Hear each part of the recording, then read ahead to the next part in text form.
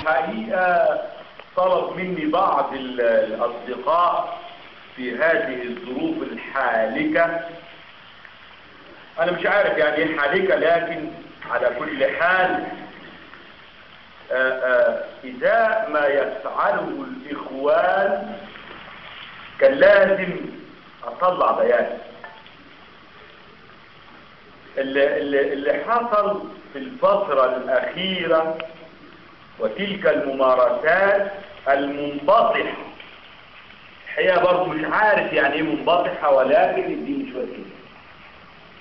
ولكن في الآونة الأخيرة لوحظ بعض التصرفات الغير مسؤولة من أولاد مغرر بيهم في أحداث العباسية،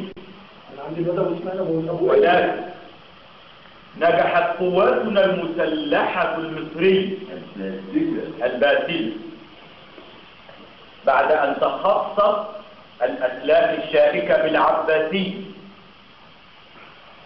في هزيمة العدو وأفقدته توازنه وفرضت حظر التجول في 6 ساعات. يا سلام. الله. الله سعادة الرئيس.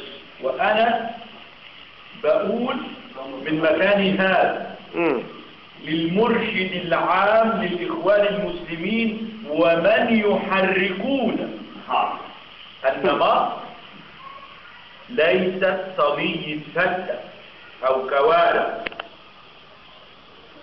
طبعا لاحظتم جميعا ترشح الأخ مرسي.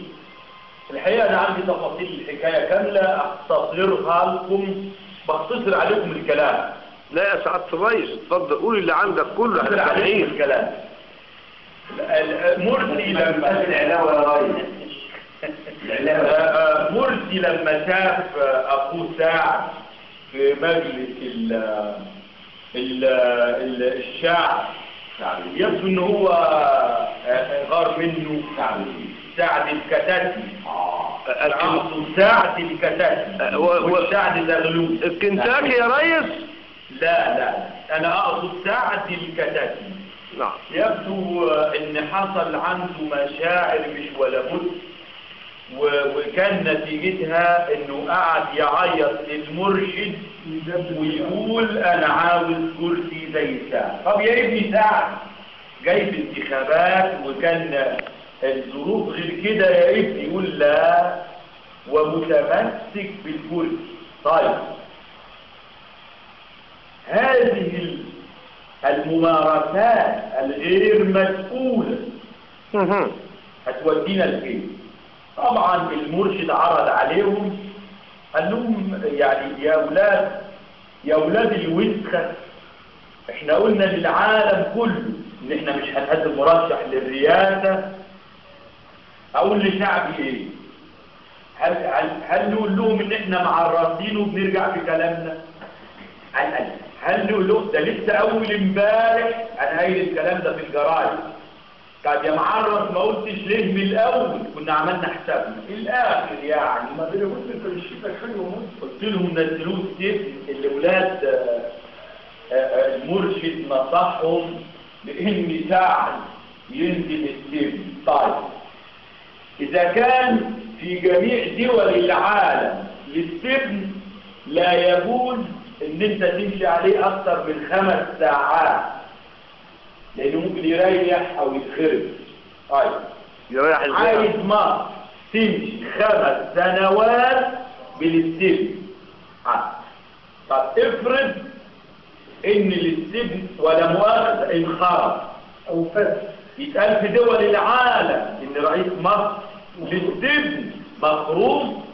انا بحذرهم جميعا، هم عايزين مصر تمشي على الشرط وانا بحذرهم جميعا، البلد دي لازم تبقى تيوبلت، ربنا خلقها تيوبلت وهتفضل تيوبلت. اي مواطن هيلعب في بلف الوطن انا بحذره. بلف الوطن مش للعب. طيب افرض ان الاستبن اتخرج في حد عارفه او في مؤتمر دولي، والاستبن انخرط، ناولني يا ابني يتقال في جميع دول العالم ان مصر بتصلح الاستبن، ده لا يمكن ابدا. لا عشان تكون معانا. لا ايوه يا واذا هذه المسخره، انا بكرر تحديد المرشد ومن يحركون ان الشعب المصري سيبلد وسيظل سيبلد. اشكركم والى لقاء اخر.